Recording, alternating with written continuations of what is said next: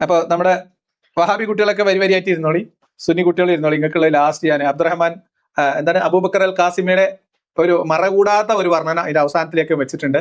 കാരണം മുജാഹിദ് മൂല്യമാർക്കൊക്കെ ഇത് വർണ്ണിക്കുമ്പോൾ ഒരു നാണം വരുന്നുണ്ട്. അതൊരു ചെറിയ പ്രശ്നമാണ്. അപ്പൊ എന്തായാലും നമുക്ക് ഒന്ന് കേൾക്കാം. ആദ്യം നമ്മുടെ ഹുസൈൻ സലഫി മൂത്ത മൂല്യർ. സത്യവിശ്വാസികളായ ആളുകളും അവരുടെ ഇണകളും കുടുംബങ്ങളുമെല്ലാം അള്ളാഹുവിന്റെ പ്രത്യേകമായ തൗഫീഖ് മുഖേന ഒന്നിച്ചണിനിരന്ന് ആനന്ദിച്ച് ഉല്ലസിക്കുന്ന നിലക്ക് അവരോട് പറയപ്പെടും, ഉദ്ഖുലുൽ ജന്നത അൻതും വഅസ്വാജുകും തുഹ്ബറൂൻ, നിങ്ങൾ സ്വർഗത്തിൽ പ്രവേശിച്ചുകൊള്ളൂ. അൻതും നിങ്ങളും വഅസ്വാജുകും നിങ്ങളുടെ ഇണകളും തുഹ്ബറൂന സന്തോഷഭരിതരായി കൊണ്ട് നിങ്ങളും നിങ്ങളുടെ ഇണകളും സ്വർഗത്തിലേക്ക് പ്രവേശിച്ചോളൂ എന്ന് മുഅ്മിനീങ്ങളോട് പറയപ്പെടുകയാണ്. നിങ്ങൾ ഈ വീഡിയോയുടെ ടൈറ്റിൽ നോക്കുക, സ്വർഗീയ ഇണകൾ എന്നാണ് കേട്ടോ. ഹുസൈൻ സലഫി ഏകദേശം ഒരു 5-6 വർഷം മുൻപ് നടത്തിയിട്ടുള്ള ഒരു പ്രഭാഷണം, 6 വർഷം അതിൽ കൂടുതലായി തോന്നുന്നു. അപ്പൊ കുറച്ച് വർഷങ്ങൾക്ക് മുൻപ് മുജാഹിദ് കുട്ടികളോട് അല്ലെങ്കിൽ മുജാഹിദിന്റെ ആശയത്തിലുള്ള ആളുകളോട് അദ്ദേഹം നടത്തുന്ന ഒരു പ്രഭാഷണമാണ്, സ്വർഗീയമായ വർണ്ണനയാണ്. സാധാരണഗതിയിൽ ഇവർ സ്വർഗ്ഗവർണ്ണന അധികവും നടത്താറുള്ളത് റമദാനിൽ. അതെന്തുകൊണ്ടാണ് എനിക്കറിയില്ല, എന്തോ ആട്ടെ. അപ്പൊ ഹുസൈൻ സലഫി ഇവിടെ പറയുന്നത് സ്വർഗീയമായിട്ടുള്ള വർണ്ണനകളാണ്. ഒരു കാര്യം തുടക്കത്തിൽ പറയാം, ഈ മൗലിയാരുടെയും അതേപോലെ തന്നെ നമ്മൾ സിറാജുൽ ഇസ്ലാം ബാലുശ്ശേരി 15 വീഡിയോകളിലായിട്ട് സ്വർഗീയമായിട്ടുള്ള അനുഭൂതികൾ, സ്വർഗത്തിലെ ആളുകളുടെ ദർജകൾ, സ്വർഗത്തിലെ സൗകര്യങ്ങൾ, വീട്, താമസ സ്ഥലം, വസ്ത്രം, അങ്ങനെ തുടങ്ങി പല കാര്യങ്ങൾ വിശദീകരിക്കുന്ന കൂട്ടത്തിൽ അള്ളാഹുവിനെ കാണുക എന്നൊരു അവസാനത്തെ 15ാമത്തെ വീഡിയോ ആയിട്ട് അള്ളാഹുവിനെ കാണുക എന്നൊരു സാധനമുണ്ട്. ഞാൻ അതും കയറി നോക്കിയപ്പം അതിൽ അള്ളാഹുവിനെ കാണുന്ന കാര്യത്തിൽ വ്യക്തതയില്ല സുഹൃത്തുക്കളെ. വ്യക്തതയില്ല. എങ്ങനെയായിരിക്കും അത്, എത്രയായിരിക്കും അത്, എപ്പോഴാണ് കാണുക എന്ന കാര്യത്തിൽ അവ്യക്തതയാണ്. നമ്മൾ ഹൂറികളുടെ കാര്യത്തിൽ വർണ്ണിക്കുന്നതിന് പോലെ ഒരു കൃത്യതയും വ്യക്തതയും വടിവത്തതുമായിട്ടുള്ള ഒരു വിശദീകരണം അള്ളാഹുവിനെ കാണുന്നതുമായി ബന്ധപ്പെട്ട കാര്യത്തിൽ ഖുർആനിലോ ഹദീസിലോ കൃത്യമായിട്ടില്ല. പിന്നെ ചില ഹദീസും വന്ന് തോണ്ടുക, ഖുർആനുമെന്ന് അവിടുന്ന് ഒരു മുറി പൊട്ടിച്ചെടുത്ത് ഇവിടെ കൊണ്ട് ഒട്ടിച്ചു വെക്കുക, ഇങ്ങനെയുള്ള കലാപരിപാടിയിലൂടെയാണ് അബ്ദുൽ അബ്ബാസിൽ പറഞ്ഞ ഏറ്റവും പ്രധാനപ്പെട്ട ലക്ഷ്യമായിട്ടുള്ള എന്താണ് പറഞ്ഞ ലിഖാ റബ്ബ് ഉള്ളത്. അപ്പൊ ആ പ്രസംഗം ഞാൻ കേട്ടപ്പോ 15ാമത്തെ ഭാഗത്തിലാണ്, ഏറ്റവും പ്രധാനപ്പെട്ടതാണെങ്കിൽ ഏറ്റവും ആദ്യമല്ലേ പറയണ്ടേ, എന്തോ ആവട്ടെ. ഏറ്റവും അവസാനത്തെ വീഡിയോയിൽ അള്ളാഹുവിനെ കാണുക എന്നൊരു ടൈറ്റിലൊക്കെ കൊടുത്തിട്ടുണ്ട്. പക്ഷെ അകത്ത് കയറി നോക്കിയപ്പം അതിനകത്ത് നമ്മൾ ഈ പറയുന്ന പോലെ എന്താ നിങ്ങൾ പറയാം, ബിരിയാണി ഉണ്ടാക്കി വെച്ചതിന് ശേഷം ഈ ഉള്ളി വറുത്ത് വെച്ചിട്ട് ഇടൂലേ മേലെ, അത് മാത്രമുള്ള ഈ സാധനം. അത് തന്നെ അവ്യക്തമാണ്. ഞാൻ പറഞ്ഞു വന്നതാണ്. അപ്പൊ അള്ളാഹിനെ കാണാതെ ആരും പറഞ്ഞിട്ടേ ഇല്ല എന്നല്ല ഞാൻ പറയുന്നത്. ഇവര് പ്രധാനമായിട്ട് ഊന്നുന്നത് എന്തിലാണ്? ഭൗതിക സുഖാസ്വാദനങ്ങളിലാണോ അല്ലേ? ഈ സംസാരത്തിനിടയിൽ അള്ളാഹു ഒരുക്കി വെച്ച സ്വർഗത്തെ മുഹമ്മദ് നബി വിശദീകരിക്കുമ്പോൾ 6ാം നൂറ്റാണ്ടിലെ ഒരു മനുഷ്യന്റെ വ്യാമോഹങ്ങൾ അതിനകത്ത് തെളിഞ്ഞു വരുന്നത് നിങ്ങൾക്ക് പോകെ കാണും. ഇതൊരു സോഫ്റ്റ് മൂവി ആയതുകൊണ്ട് ഇങ്ങനെ പതിയെ തുടങ്ങി നിങ്ങളെ ഉച്ചസ്ഥായിലേക്ക് ഹുസൈൻ സലഫി കൊണ്ടുപോകും. അവിടുന്ന് അങ്ങോട്ട് കുറച്ച് ദൂരം നിങ്ങളെ ആര് കൊണ്ടുപോകും? നമ്മുടെ സിറാജുൽ ഇസ്ലാം ബാലുശ്ശേരി, മുജാഹിദ് ബാലുശ്ശേരിയുടെ ബ്രദറാണെന്ന് മനസ്സിലാക്കുന്ന പുള്ളി കൊണ്ടുപോകും. അത് കഴിയുമ്പോൾ സാക്ഷാൽ അബ്ദുറഹ്മാൻ അബൂബക്കർ കാസിമി വരും. ഇവരൊന്ന് പറഞ്ഞത് മര്യാദക്ക് മെനയാവില്ലാത്തതുകൊണ്ട് ഞാൻ കാസിമിനെയും കൂടെ കൂട്ടിയിട്ടുണ്ട്. അബൂബക്കർ കാസിമി ആരാ നിങ്ങൾക്ക് അറിയില്ലേ? അതും കൂടി വരും. അപ്പൊ അതെല്ലാരും നോക്കിയിരുന്നോളി. സൂറത്ത് യാസീൻ 56-57 ആയത്തുകളിലൂടെ അല്ലാഹു തആല അറിയിച്ചു, വിശ്വാസികൾ വഅസ്വാജുഹും അവരുടെ ഇണകളും ഫീ ളിലാലിൻ തണലുകളിലായിരിക്കും, അലൽ അറായികി മുത്തഖിഊന അലങ്കൃതമായ സോഫകളിന്മേൽ ചാരിയിരുന്ന് ഉല്ലസിക്കുന്ന നിലക്കുള്ള തണലുകളിലായിരിക്കും അവരും അവരുടെ ഇണകളും. ലഹും അവർക്കുണ്ട് ഫീഹാ ആ സ്വർഗ്ഗത്തിലുണ്ട് ഫാകിഹത്തുൻ പഴങ്ങളുണ്ട്, വലഹും മാ യദ്ഊൻ അവർ എന്താവശ്യപ്പെടുന്നുവോ അതെല്ലാം അവർക്കുണ്ട് എന്ന് അല്ലാഹു വിശ്വാസികളെ സംബന്ധിച്ച് ഓർമ്മപ്പെടുത്തിയിരിക്കുകയാണ്. ആശിക്കുന്നത് എന്തും ലഭിക്കുന്ന ലോകമാണ് സ്വർഗം എന്നർത്ഥം. അന്ന് ബാസിൽ പറഞ്ഞപ്പോ അങ്ങനെയല്ല, അങ്ങനെ എന്തും തോന്നിയ പോലെ ആശിക്കൊന്നുമില്ല. ഇവിടെ ധാർമ്മിക പദ്ധതിയൊക്കെ അവിടെ ഉണ്ടാവും എന്നൊക്കെ പറഞ്ഞിട്ടത്. പക്ഷെ ഇവിടെ ഹുസൈൻ സലഫി പറഞ്ഞ ആഗ്രഹിക്കുന്നത് എന്തും ലഭിക്കുന്ന തണലുകളിൽ ഇങ്ങനെ ഇരിക്കുന്ന സ്വർഗം. തണലിൽ വെറുതെ കയറിയെന്നുള്ളൂ. അപ്പൊ സുഖാസ്വാദനം, മരത്തിന്റെ തണല്, ഉല്ലാസം, സന്തോഷം, ഇത്രയായില്ലേ? ബാക്കി ഇങ്ങനെ അല്ലാഹു മനുഷ്യന് അവന്റേതായ ഭൗതികമായ ലോകത്തുണ്ടായിരുന്ന സ്വാലിഹായ ഇണകളെ അല്ലെങ്കിൽ സ്വാലിഹായ ഇണയെ അവന് ഭാര്യയായി അവർക്ക് അതുപോലെ തന്നെ പരസ്പരം ഭാര്യ ഭർത്താക്കളായി തന്നെ നൽകുന്നതോടൊപ്പം സ്വർഗീയമായ പ്രത്യേകമായ ഇണകളെ വേറെയും അല്ലാഹു തആല പ്രദാനം ചെയ്യുകയാണ്. ആ സ്വർഗീയ ഇണകൾക്കാണ് ഹൂറുൽ ഐൻ എന്ന് വിശുദ്ധ ഖുർആൻ പരിചയപ്പെടുത്തിയത്. കദാലിക വസവ്വജ്നാഹും ബിഹൂരിൻ ഐൻ സൂറത്ത് ദുഖാനിലെ 54ാമത്തെ ആയത്തിലൂടെ അല്ലാഹു പഠിപ്പിക്കുകയാണ്. അപ്പൊ ഇവിടെ ഉണ്ടായിരുന്ന ഇണകൾ അല്ലെങ്കിൽ ഇണ, ചിലർക്ക് ഇണകൾ ഉണ്ടാവും, ചിലർക്ക് ഇണ ഉണ്ടാവും.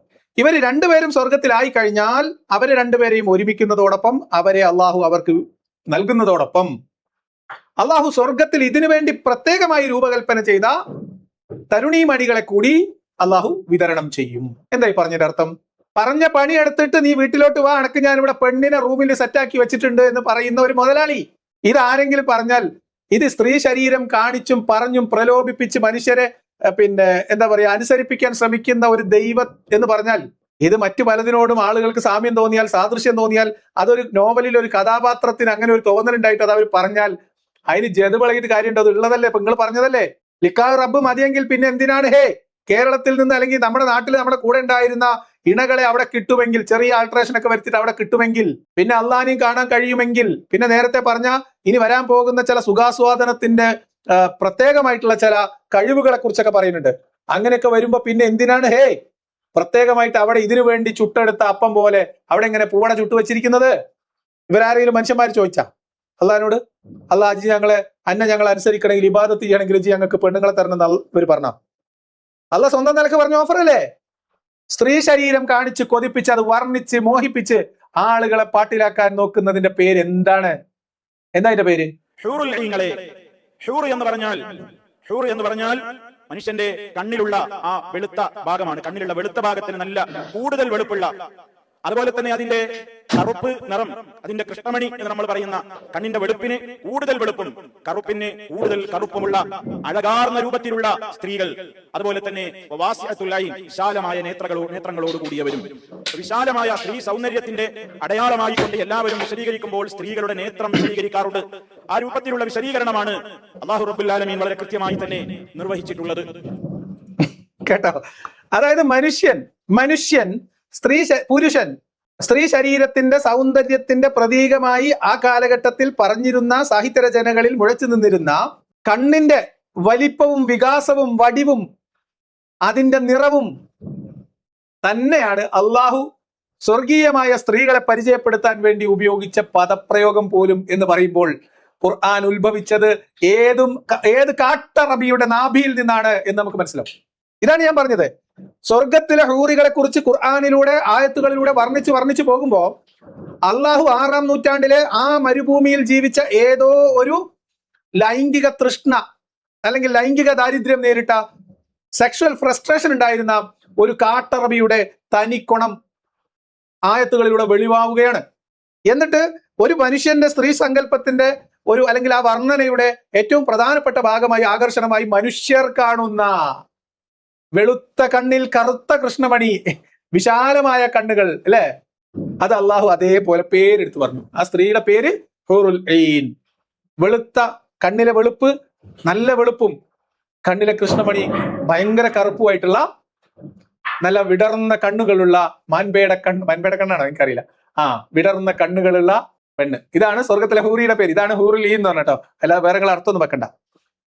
അർത്ഥക്കെ മൊലിയമാര് വെച്ചുതരാം, നമ്മളിങ്ങനെ വെറുതെ കേട്ടോണ്ടിരുന്നാൽ മതി. ഫാസിലേജ് ഇത് കേൾക്കില്ലേ? തന്നെ അവര് സമപ്രായക്കാരാണെന്നും എല്ലാ രൂപത്തിലുള്ള സൗന്ദര്യത്തിന്റെ അടയാളങ്ങളും അവരിൽ മികച്ചു നിൽക്കുന്നുവെന്നും വിശുദ്ധ ഖുർആൻ എടുത്തു പറഞ്ഞിട്ടുണ്ട്. സമപ്രായക്കാരും ആ നിലക്കുള്ള തരുണികളുമാണ് എന്ന് കൃത്യമായി തന്നെ ഖുർആൻ പറയുന്നു. മാത്രമല്ല അവരുടെ ഒരു പ്രത്യേക തരം സൃഷ്ടിപ്പ് തന്നെയാണ് സൂറത്തുൽ വാഖിയ 35, 36, 37 ആയത്തുകൾ. നിശ്ചയമായും അവരെ നാം സൃഷ്ടിച്ചിരിക്കുന്നു. ഇൻഷാ ഒരു സൃഷ്ടിക്കൽ, ഒരു പ്രത്യേക തരത്തിലുള്ള സൃഷ്ടിപ്പാണ് ഹൂറുൽ ഐങ്ങളുടേത്. പ്രത്യേകമായ രൂപത്തിലുള്ള ഒരു സൃഷ്ടിപ്പാണ്, ഉണ്ടാക്കലാണ് നാം അവരെ ഉണ്ടാക്കിയിട്ടുള്ളത്. വല്ലാത്തൊരു ഉണ്ടാക്കർ തന്നെയാണ് നിങ്ങൾ. ഉണ്ടാക്കർ ഇതൊരു വല്ലാത്തൊരു സൃഷ്ടിപ്പാണ്. അതായത് അള്ളാഹു ആദം നബിക്ക് സ്വർഗത്തിൽ വെച്ച് ഹവ്വാ ബീവിനെ സൃഷ്ടിച്ചു കൊടുത്ത പോലത്തെ ഒരു സൃഷ്ടിപ്പല്ല. വാരിയല്ലൂരി, വളഞ്ഞ വാരിയല്ലൂരി, നിവർത്താനും ഒടിക്കാനും പറ്റാത്ത രീതിയിൽ കോർങ്ങയോടെ അള്ളാഹു പെണ്ണിനെ സൃഷ്ടിച്ചു എന്നാണ് കഥ. അള്ളാഹുവിന്റെ സൃഷ്ടിപ്പിൽ തന്നെ അള്ളാഹു അവരെ ദർജ താഴ്ത്തിയിട്ടാണ്. പുരുഷനേക്കാൾ ദർജ താഴ്ത്തി, പുരുഷന് കീഴൊതുങ്ങുന്നവളാക്കി, പുരുഷന് വേണമെങ്കിൽ തല്ലിമരിക്ക് ഉപയോഗിക്കാവുന്ന പരുവത്തിലാണ് ഭൂമിയിലെ സ്ത്രീകളെ അള്ളാഹു സൃഷ്ടിച്ചു വിട്ടിട്ടുള്ളതെങ്കിൽ സ്വർഗത്തിലെ സ്ത്രീയെ അള്ളാഹു ഒരു പ്രത്യേക തരത്തിലാണ് സൃഷ്ടിച്ചിട്ടുള്ളത്. ആ പ്രത്യേക തരം എന്താണ് എന്ന് ഇനി അദ്ദേഹം വർണ്ണിച്ചു തരും കേട്ടോ. അവരെ നാം കന്യകകളാക്കിയിരിക്കുന്നു. കന്യകകളാണ്, ചെറിയ പ്രായക്കാരാണ്. ഉറുബൻ, ധാരാളമായി സ്നേഹിക്കുന്ന പ്രേമഭാചനങ്ങളാണ്. അത്റാബൻ, തുല്യപ്രായക്കാരാണ്, സമപ്രായക്കാരാണ് എന്നൊക്കെ അള്ളാഹു തആല വിശദീകരിക്കുകയാണ്. സ്വർഗത്തെ സംബന്ധിച്ചിടത്തോളം പുരുഷനാണെങ്കിലും സ്ത്രീയാണെങ്കിലും അതിൽ കിഴവികളില്ല എന്ന് നബി സല്ലല്ലാഹു അലൈഹി വസല്ലം പറഞ്ഞു. കിഴവന്മാരുമില്ല, കിഴവികളുമില്ല. അതുകൊണ്ട് തന്നെ അത്യുന്നതമായ യൗവനത്തിന്റെയും മനുഷ്യൻ ആശിക്കുന്ന നിലക്കുള്ള പ്രായത്തിന്റെയും ഏറ്റവും അഴകാർന്ന രൂപത്തിലും ഭാവത്തിലുമാണ് സ്വർഗീയമായ സ്ത്രീ പുരുഷന്മാർ. അപ്പൊ എന്തായാലും പറയണത് എല്ലാവരും കന്യകകളായിരിക്കും. എങ്ങനെ കന്യകകളായിരിക്കും? അവർ നിത്യകന്യകകളായിരിക്കും. നിത്യകന്യകകൾ എന്ന് പറഞ്ഞാൽ പുരുഷന്റെ കരസ്പർശമേൽക്കാതെ ഈ മൂല്യമാരൊക്കെ ഈ കന്യകളെ നോക്കിയിരിക്കുന്നതാണോ? അല്ല. എല്ലാം കഴിഞ്ഞാലും പിന്നെയും കന്യക, പിന്നെയും കന്യക, പിന്നെയും കന്യക. അതാണ് അള്ളാഹു പ്രത്യേക സൃഷ്ടിപ്പ് എന്നതുകൊണ്ട് ഉദ്ദേശിച്ചത്. ഇത് ഞാൻ പറഞ്ഞതൊക്കെ വിശ്വാസമാവില്ല. മൂല്യർ എവിടെയാ പറഞ്ഞു എന്നൊക്കെ ചോദിച്ചിട്ട് ഇവിടെ കമന്റിൽ ചിലപ്പം കുട്ടികൾ ഹാലളകും. ഒന്ന് കാര്യാക്കണ്ട, അതൊക്കെ വെടിപ്പായിട്ട് പറഞ്ഞാൽ നമുക്ക് പിന്നാലെ മൂല്യന്മാർ വരുന്നുണ്ട്. ഹുസൈൻ സലഫിക്ക് പ്രായമായില്ലേ, അപ്പൊ അതുകൊണ്ട് പറയുമ്പോൾ ഒരു പ്രശ്നം ഉണ്ടാവും. എന്തായാലും ചെറുപ്പക്കാർ മൂല്യന്മാർ വേറെ ഉണ്ടല്ലോ, നമുക്ക് നോക്കാം. എങ്കിൽ പിന്നെ എന്തുകൊണ്ട് പുരുഷന്മാരെ വർണ്ണിക്കാതെ സ്ത്രീകളെ വർണ്ണിച്ചു? സ്വാഭാവികമായും അതൊരു ചോദ്യമാണ്. പലരും ചോദിക്കും, ആണുങ്ങൾക്ക് പെണ്ണുങ്ങളുണ്ട് എന്ന് പറയുന്നു, പെണ്ണുങ്ങൾക്ക് ആണുങ്ങളുണ്ട് എന്ന് പറയുന്നില്ലല്ലോ. അവരെ സംബന്ധിച്ചിടത്തോളം വിശുദ്ധ ഖുർആൻ പറഞ്ഞത് ആണായാലും പെണ്ണായാലും മോഹിക്കുന്നത് മുഴുവൻ അവിടെ ഉണ്ട് എന്നാണ്. പെണ്ണ് മോഹിക്കുന്നതെന്തോ അത് മുഴുവനും അവിടെയുണ്ട്, പുരുഷന്മാർ മോഹിക്കുന്നതെന്തോ അത് മുഴുവനും അവിടെയുണ്ട്. പിന്നെ എന്തുകൊണ്ട് സ്ത്രീകളെ സംബന്ധിച്ച് മാത്രം പറഞ്ഞു, പുരുഷന്മാരെ വർണ്ണിച്ചില്ലല്ലോ? അത് ലോകത്തുള്ള ഏത് സാഹിത്യങ്ങളെടുത്ത് പരിശോധിച്ച് നോക്കിയാലും ഒരു മനുഷ്യന്റെ പ്രകൃതം സ്ത്രീകളെയാണ് വർണ്ണിക്കാറുള്ളത്. ഇങ്ങനെ വിശുദ്ധ ഖുർആൻ ആ സ്വർഗത്തിലുള്ള ഇണകളെ സംബന്ധിച്ച് പറഞ്ഞെടുത്ത് ഇനിയും വിശേഷണങ്ങൾ ധാരാളം പറഞ്ഞു കാണാം.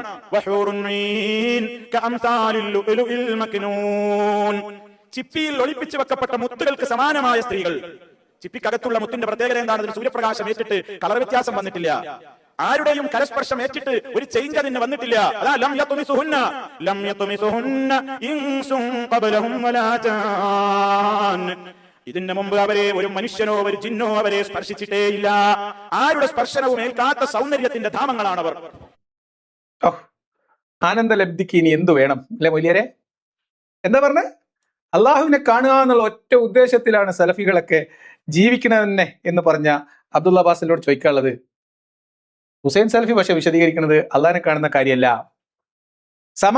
സമപ്രായക്കാരായിട്ടുള്ള തരുണികൾ, നിത്യ കന്യകകളായിട്ടുള്ള സ്ത്രീകൾ, സൗന്ദര്യത്തിന്റെ ധാമങ്ങൾ, ആരാലും സ്പർശിക്കപ്പെട്ടിട്ടില്ലാത്ത ഒരു കാറ്റുകൊണ്ട് പോലും അവരുടെ എന്താ പറയാ ചർമ്മകാന്തി നഷ്ടപ്പെട്ടിട്ടില്ലാത്ത സുന്ദരികളായിട്ടുള്ള സ്ത്രീകളെ അള്ളാഹു അവിടെ ഒരുക്കി നിർത്തപ്പെട്ടിരിക്കുന്നു, ഒരു പ്രത്യേക തരത്തിൽ സൃഷ്ടിച്ച് വെച്ചിരിക്കുന്നു.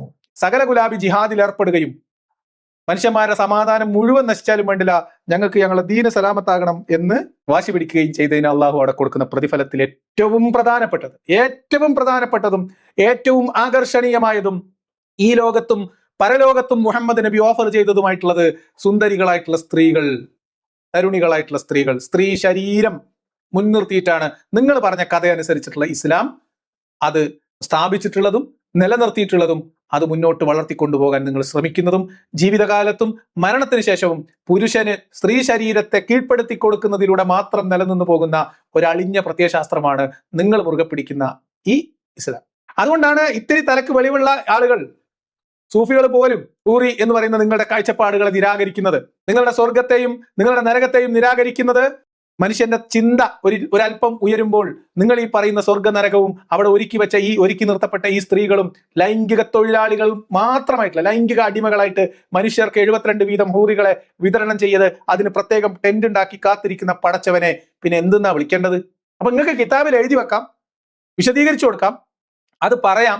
അത് കേട്ട് പഠിച്ച് വളർന്ന ഒരാൾക്ക് അതിനോട് ഒരു അറപ്പ് തോന്നിയാൽ അയാളെ നിങ്ങൾ ഒറ്റപ്പെടുത്തുക. അതൊരു നോവലിലെ കഥാപാത്രമാണെങ്കിൽ പോലും ആ കഥാപാത്രത്തെ പോലും പിന്നാലെ കൂടി ആക്രമിക്കുക എന്നൊക്കെ പറഞ്ഞാൽ ഇത് ചെറിയ ചുരുക്കൊന്നല്ലല്ലോ നിങ്ങൾ. അതുകൊണ്ട് ഒന്നുകിൽ നിങ്ങൾ ഈ കിതാബ് നന്നാക്ക്, അല്ലെങ്കിൽ നിങ്ങൾ ആ സ്വർഗത്തിന് തീ കൊടുക്കും. കഴിഞ്ഞിട്ടില്ല. ഇനി വർണ്ണന ഇങ്ങനെ അരം പിടിച്ച് വരുന്നുള്ളൂ കേട്ടോ. ആ സ്വർഗത്തിൽ അവർക്കുണ്ട്, ആ സ്വർഗങ്ങളിൽ വിശ്വാസികൾക്കുണ്ട് കണ്ണുകളെ ചുരുക്കുന്ന സ്ത്രീകളുണ്ട്. എന്താ കണ്ണുകളെ ചുരുക്കുക എന്ന് പറഞ്ഞാൽ അവർക്ക് അനുവദിച്ചിട്ടുള്ള അവരുടെ ഭർത്താക്കന്മാരിലേക്ക് മാത്രമേ അവരുടെ നോട്ടം പോയിട്ടുള്ളൂ, മറ്റൊരാളിലേക്ക് അവരുടെ ദൃഷ്ടി പതിഞ്ഞിട്ട് പോലുമില്ല. അത്രയും പാതിവ്രത്യത്തിന്റെ ആ പരിശുദ്ധിയുടെ അടയാളമായിക്കൊണ്ടാണ് വിശുദ്ധ ഖുർആൻ ഇത് പറയുന്നത്. അവരെ ഒരു മനുഷ്യനോ ഒരു ജിന്നോ ഇതിന് മുമ്പ് സ്പർശിച്ചിട്ട് പോലുമില്ല. ഈ സ്ത്രീകളെ കുറിച്ച് ഇങ്ങനെ വർണ്ണിക്കുകയും പുരുഷന്മാരെ കുറിച്ച് എന്തുകൊണ്ട് വർണ്ണിക്കുന്നില്ല? ചിലർ ചോദിക്കും സ്ത്രീകൾക്ക് എന്തുകൊണ്ട് ഹൂറന്മാരെ പറഞ്ഞില്ല എന്നൊക്കെ ചോദിക്കും. അപ്പൊ അത് എല്ലാ കാലത്തും മനുഷ്യർ സ്ത്രീകളെയാണ് വർണ്ണിച്ചിട്ടുള്ളത് എന്നാണ് അതിന്റെ ന്യായമായിട്ട് അദ്ദേഹം പറഞ്ഞത്. അതും എന്തിന്റെ തെളിവാണ്? ഈ സ്വർഗം ഇവിടെ വാഗ്ദാനം ചെയ്തിട്ട് ഈ ബഡായി മൊത്തം പറഞ്ഞത് ആ കാലത്ത് ജീവിച്ച ഒരു കാട്ടുമനുഷ്യനാണ് അല്ലെങ്കിൽ ഒരു അറബിയാണ് എന്നതിന്റെ തെളിവല്ലേ? മനുഷ്യരുടെ സ്വഭാവത്തിനനുസരിച്ചിട്ടാണ് അള്ളാഹ് കിതാബിൽ ആയത്തിറക്കിയതെങ്കിൽ ആ അള്ളാഹ് ഈ മനുഷ്യന്റെ സ്വഭാവം തന്നെ അല്ലേ? അതുപോലെ തന്നെ അള്ളാഹ് പറയാണ്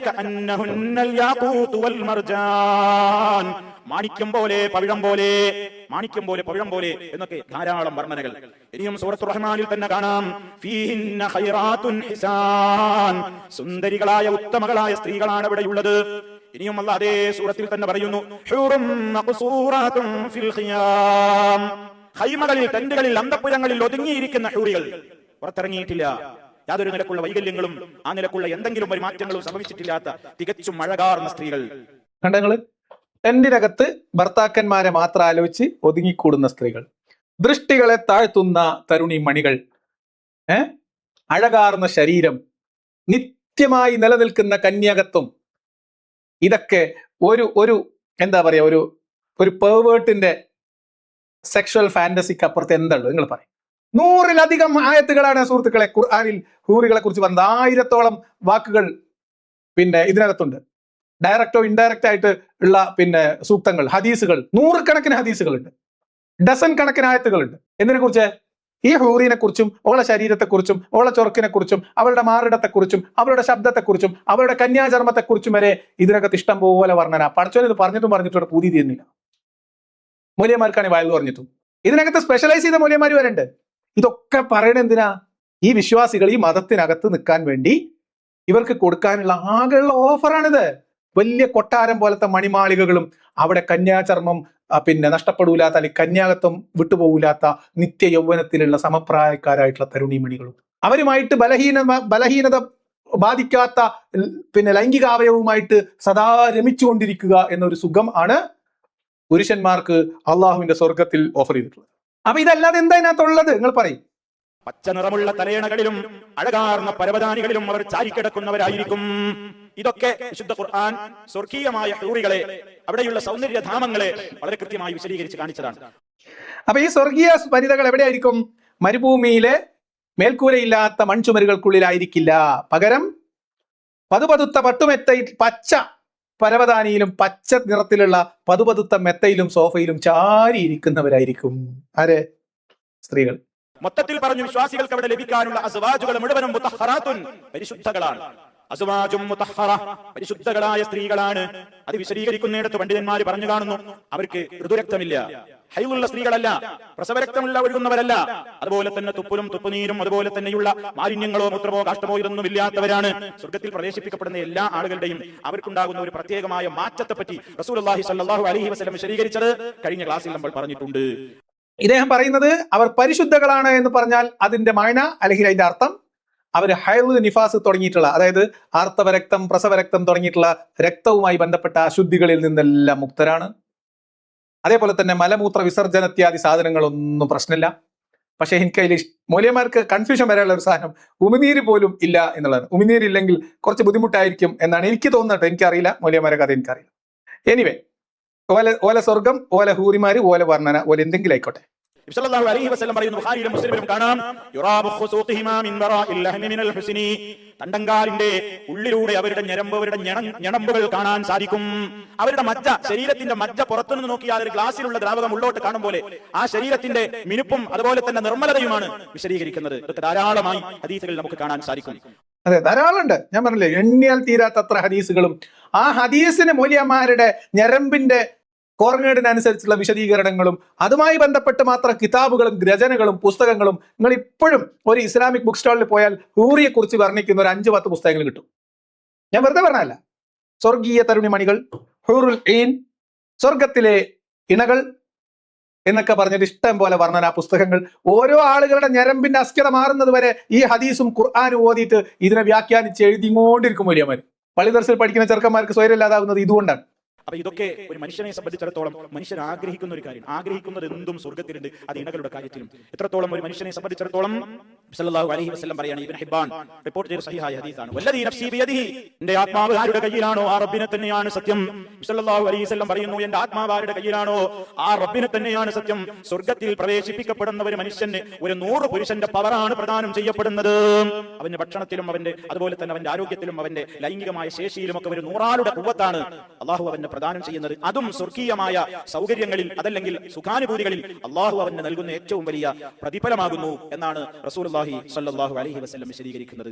ഇതൊക്കെ നേടിയെടുക്കാൻ മത്സരിക്കട്ടെ മനുഷ്യൻ എന്നാണ് അള്ളാഹു തആല പറയുന്നത്. അപ്പൊ എന്ത് നേടിയെടുക്കാനാണ് മത്സരിക്കുന്നത്?